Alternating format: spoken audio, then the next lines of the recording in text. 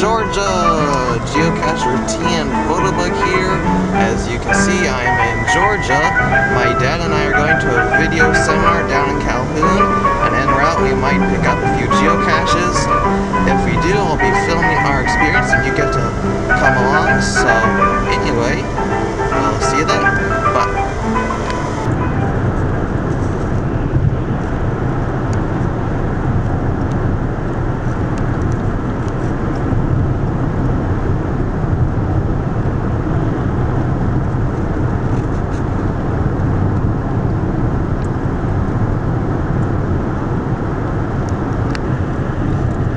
Hey everyone, this is TN Photobug back. It's been about a half hour, so we are nearing Calhoun, and just thought I'd tell you a little bit about the cache we're going to search for first. Its name is Sabbath Waffles. GC code is 11Y97. It's a 1.5 for difficulty and terrain, about a regular size. And so it looks like it should be a pretty easy find. So anyway, when we get there and start searching, we'll turn on this camera again. Bye. Hey everyone, TN Photobug here. We finished with the video seminar and learned a lot of great stuff. Hopefully you make this video better. We were driving along and found a marker near a cache GWE8. Don't know if we'll find it because it looks like maybe on private property, but thought you might like to see this marker. It says the new Echota cemetery on the hilltop 100 yards to the south is the cemetery for the village of New Echota. The marked graves are those of Path Killer, principal chief of the Cherokee Nation until his death in 1827, and was a colonel in Morgan's regiment of the War of 1812, and Harriet Gold Bundin, born in Connecticut in 1805, wife of Elizabeth Bonnet, editor of Cherokee Phoenix. She's also buried there. One of the unmarked graves is that of Jerusha Worcester, infant daughter of Samuel and Anna Worcester, the mission family at New Echota. So anyway, don't know if we'll find the cache, but thought that history was super interesting. And here's the New Echota cemetery. Really neat to see these different graves. Really beautiful spot.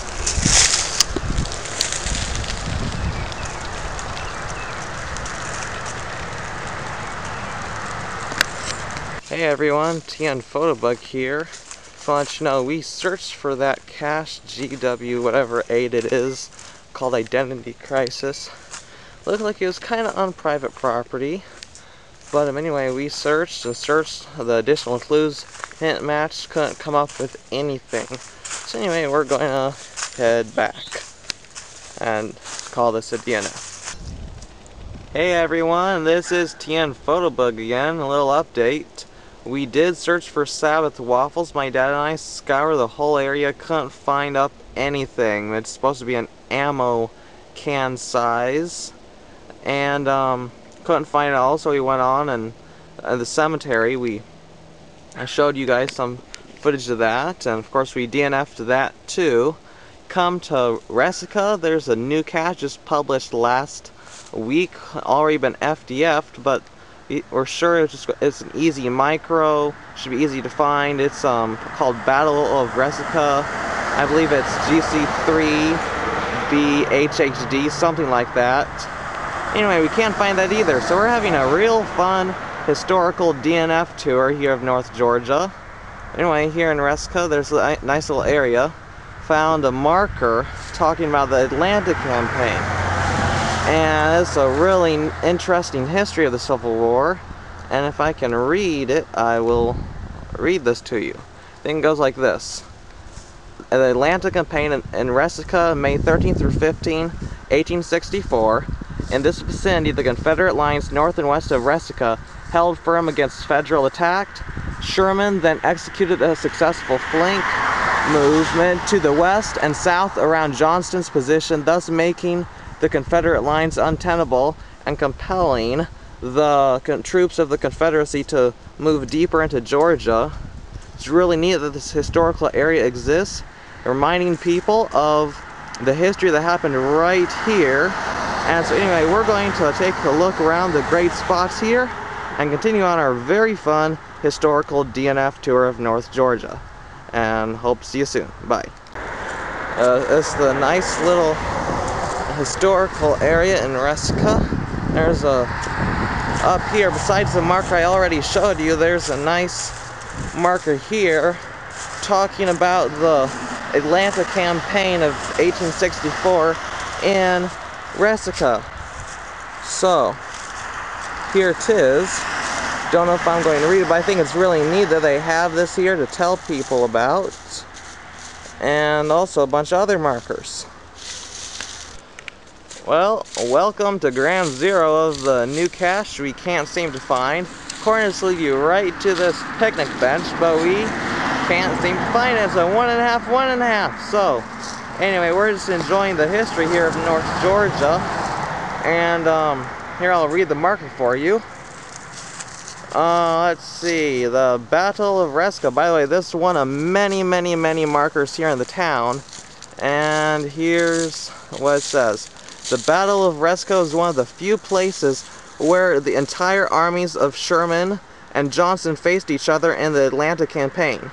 Judah's 2nd Division, 23rd Army Corps, and part of the 14th Corps, that would be a Union, moved from the high bluff west of Camp Creek 3/4 mile west to the valley floor and attempted to carry Confederate works east of the stream. Met by blazing musketry and artillery fire from Hinderman's and Bates divisions, I believe that's Confederate, posted on this ridge east. The Federals sought refuge in the stream bed and made no further progress. This tragic and futile episode is unique in the annals of the Atlanta campaign. I mean, that's really interesting and just a great historical site to visit. And welcome to the Resaca Confederate Cemetery. My dad and I have just done a little research, read the signs. This is the oldest Confederate cemetery in Georgia, established by Miss Mary Green and her sister from land that their father donated. Mary and her sister felt so bad about the slipshod way the soldiers were being buried that they dug them up and reburied them all nicely here. A lot of them are identified, a lot of them aren't. Here's a nice little marker you can read. And it's just really neat to come here. Think about all the history that happened right in this spot. Here's the back of that. And all the way around. And a nice marker to the unknown dead. Big Civil War battle here in Resaca in 1864. As I'm sure you know of the, sorry for the shaky there, the Civil War. And here's the Confederate flag. So anyway, there's a cache here, but looks like it's way over there, and I don't want to be disrespectful, and a lot of people haven't been able to find it lately. And it's with our bad luck today, I don't think we're going to try for it. But anyway, just thought I'd share with you this really cool spot we visited. And so anyway, that is that. And guess where we are? More on our North Georgia DNF tour, but it's great to find history. Here's a railroad wood station that the general stopped at while it was refueled for wood on its 1862 tour, or the chase, when it was being chased by the Texas. Anyway, that was about half mile to our right. Here's what it says: approximately John H. Green's wood station during the 1860s, which is a fuel supply on the state railroad. That's probably the Western Atlantic. April 12, 1862, Andrews Raiders with the locomotive General paused to wood up while closely pursued by the locomotive Texas. And on May 9, 1864, 18 men of the 9th Illinois Mounted Infantry burned the station and cut telegraph wires, an episode of McPherson's first move on Resaca. The severed wires were splintered by the two intrepid women of the vicinity, Mrs. Botchman and her sister, Miss Carrie Sims. So anyway, interesting history that happened here, and in a little bit I'll tell you the coordinates on here so you can come find this for you if you want. Hey, TN Photobug here. Thought I'd like give you the coordinates of that railroad wood station marker. That would be north 3437.348 and west 084.56.407. And so anyway, we're going to continue on to the next marker, and hopefully, maybe we might find a cache. Hey everyone, TN Photobug here. We're in Tilton, Georgia, and looking for another cache. Don't know if we'll find it. It's a 1-1 with our luck. But anyway, here's a marker talking about the general. It says a chase and a battle about 250 yards to our right. To the left over of the railroad crossing stood a water tower where the famed general of the great locomotive chase stopped for water while being chased by the Texas. April 12, 1862. A brief stop was made at nearby Green's wood yard for fuel, and we just visited that.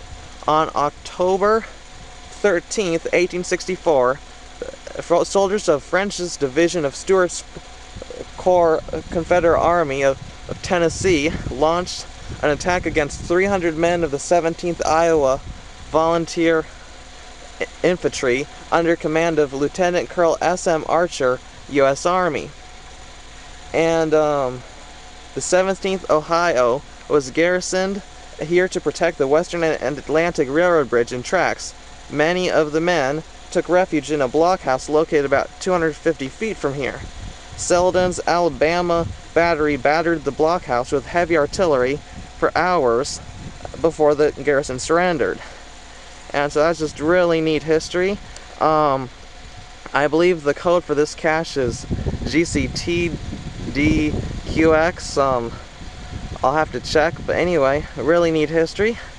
Hopefully we can find the cache.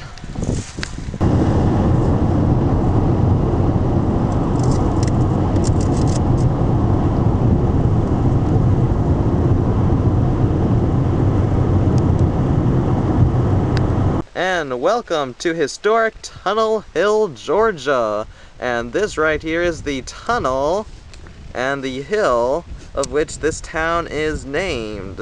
This is a big tunnel on the what was once the Western and Atlantic Railroad.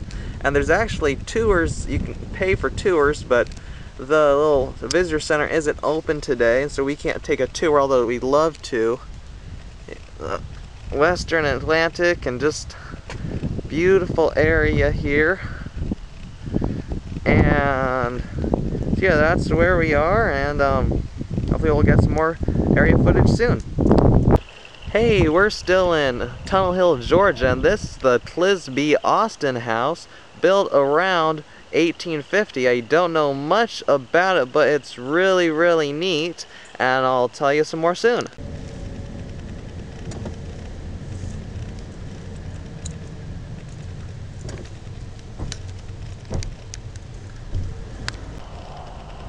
Hey, this is TN Photo again. We're still in historic Tunnel Hill, Georgia. It's a view of the visitor center and museum they have here. Unfortunately, it's closed today. The only day it's closed in the week. But anyway, looks really nice, and we're just exploring what is open, which is the grand outdoors. And right along the train tracks over here, looks like there's a really neat historic building. We think it's probably an original freight station. So anyway, that's really neat. And we'll let you know once we see some more interesting things. Hey everyone! Last stop here in Tunnel Hill is a bunch of markers, and I'd read them to you. Here on May 7th, the federal forces under Major General W.T. Sherman began the campaign for Atlanta by seizing Tunnel Hill. Howard's 4th AC, having marched through Catoosa Springs, drove Wheeler's cavalry from the railroad tunnel south toward Mill Creek Gap. Palmer's 14th AC, moving from Ringgold, U.S. Highway 41, supported Howard on his right and extended the federal front to Mill Creek Gap, where its right joined the left of 20th AC in Dogwood Valley. These operations were designed to engage the Confederate forces at Dalton, while McPherson's army moved towards the west to Snake Creek Gap, 18 miles south of Tunnel Hill. Remember that tunnel we saw? It's kind of too long for me to read here, but I'll summarize. It's about almost 1,500 feet long. It goes under Echota Mountain. It was completed in 1850, and of course the Western and Atlantic Railroad Company used it. It was the first tunnel south of the Mason-Dixon line, and it linked railroads from the Atlantic to the Mississippi River. Let's see, and just talks about the anyway, let's see. Also, the Western Atlantic was 137 miles long, took 13 years to build, cost over $4 million. Anyway, let's see, it was opened in 1849, that tunnel. Also, the General raced through it in its great locomotive chase, 1862. Clisby Austin House, and they seized that, the Federals, and Sherman had his headquarters there at the Austin House.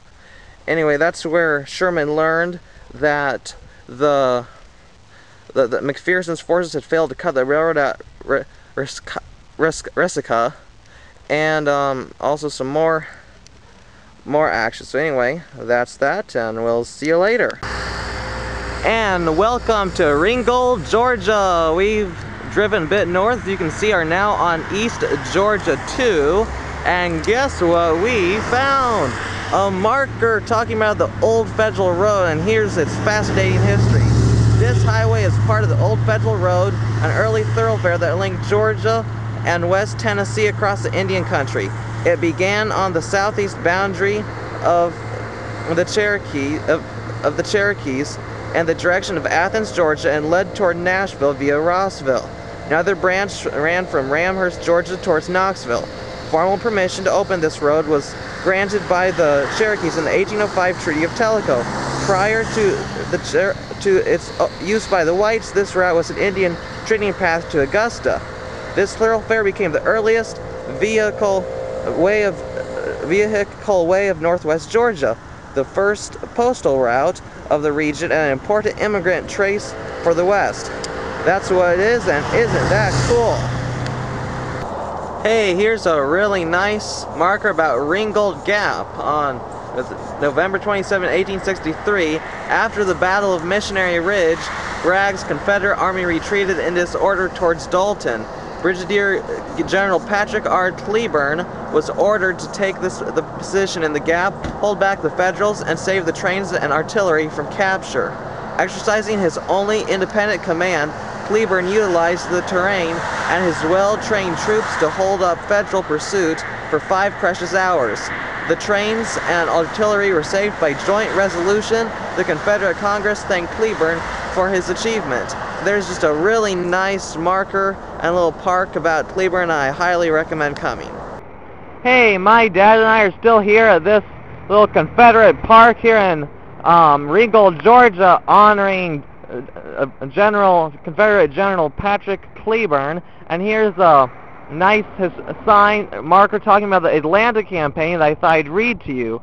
My video on my camera's getting a little low, so I will be using pictures and this recording audio in place of the video. So anyway, here is what this marker says. It's a National Historic Site, Atlanta campaign here in Ringgold Gap, May 7, 1864. Here, through Ringgold Gap, a Federal advanced position, Sherman and his army moved forward to begin the campaign against Atlanta and the heart of the South.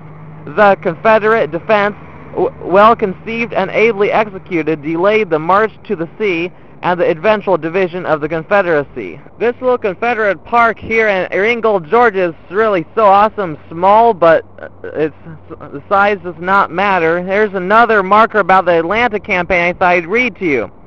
Atlanta campaign, May 7th through September 2, 1864, Ringgold Gap. Here a Federal advanced position was maintained during the winter of 1863 to 1864, with the main force concentrated at Chattanooga. Sherman moved south through this gap on May 7, 1864, to begin the Atlanta campaign. He captured Atlanta 4 months later on September 2 and reached the coast at Savannah on December 21. This movement split the Confederacy in two, destroyed military resources, centers of supply, and hastened the end of the war. Hey, I'm still in this little Confederate park right by in Ringgold, all honoring Confederate General Patrick Cleburne. So I'd give you a few more clues on him. As I said in the Ringgold Gap assigned video, he was instrumental in staying off the Federals. I learned through some internet research that Cleburne was actually the one who suggested that the Confederacy enlist the help of black Negro slaves to help them win the war. Of course, as you may think, that did not win him any favorite points from superiors, but I still thought that was really interesting that he gave that suggestion. Also, as another side note, I used to live in Cleburne, Texas, which was named after this man. So anyway, it's about the end of the little Ringgold Confederate Park recording, and we'll see you later. Hey, welcome back to Ringgold, Georgia.